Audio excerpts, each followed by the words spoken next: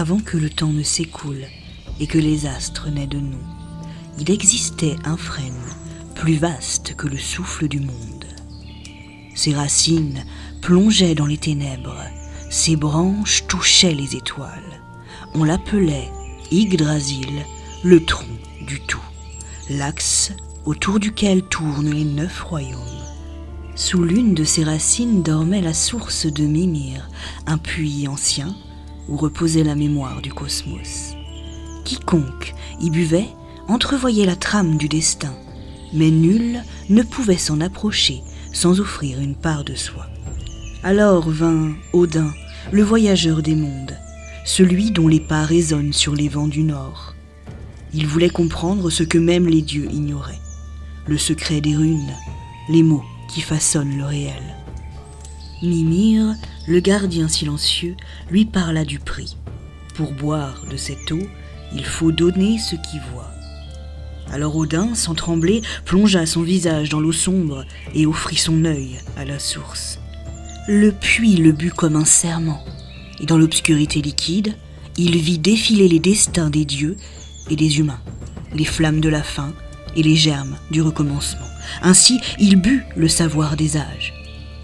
Mais la soif ne s'éteignit pas, car savoir sans comprendre est un fardeau bien plus lourd que l'ignorance.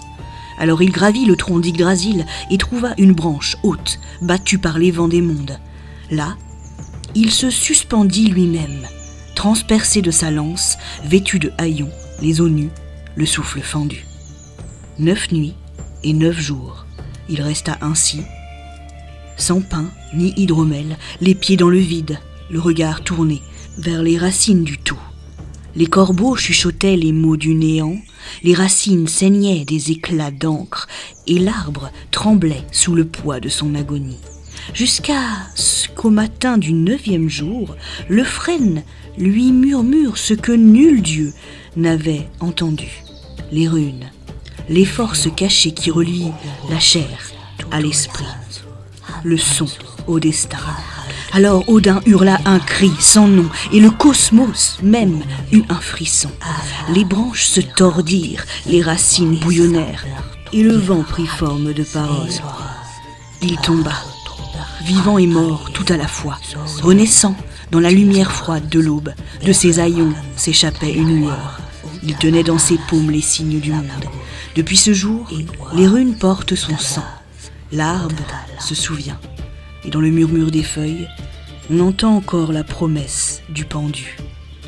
J'ai bu à la source, j'ai dormi sur le tronc, j'ai porté les haillons de la sagesse. Ce que j'ai appris, nul ne peut le défaire. Drink, drunk, ragged.